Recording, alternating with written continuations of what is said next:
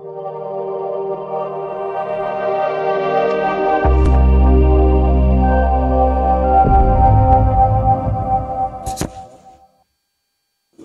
za wakati huu mpenzi mtazamaji wa channel yako pendwa ya Sema Africa Media TV. Ni mimi mtangazaji wako Huzaima Salum. Na leo tutakuwa na kipindi chetu bora kabisa cha sababu zinazopelekea uchafuzi wa mazingira. Kwanza tutaenda kujua moja kwa moja ni nini maana mazingira. Mazingira ni vitu vyote ambavyo vinatuzunguka katika jamii kama vile manyumba, miti na kadhalika. Twende moja kwa moja kufahamu sababu zinazopelekea uchafuzi wa mazingira. Miongoni mwa sababu hizo ni ongezeko la watu katika jamii. Kutokuzingatia sheria za uchafuzi wa mazingira, yani utupaji wa taka ovyo.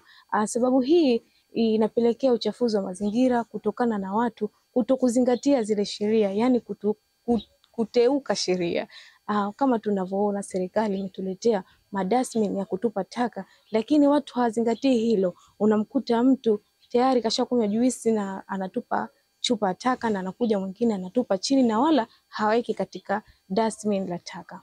Na sababu nyingine ni ongezeko la watu katika miji. Ukosefu wa elimu ya mazingira. Watu wengi hawana elimu juu ya utunzaji wa mazingira na inapelekea watu kutupa takataka ovyo, yani hawajui athari za utupaji wa taka ovyo. Inaleta madhara mengi kama vile maradhi, magonjwa mbalimbali. Hivyo wanatakiwa watu wapewe elimu juu ya utunzaji wa taka ili tuepushe maradhi yasiyo na lazima na vifo.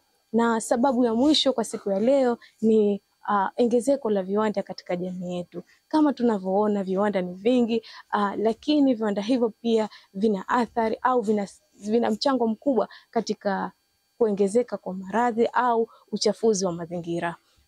Viwanda hivyo sometimes vinatoa maji machafu, makaro, na watoto labda wanapita na chezea, na pia ni harufu ambazo zinatoka katika viwanda hivyo vinasababisha uchafuzi wa mazingira katika jamii yetu.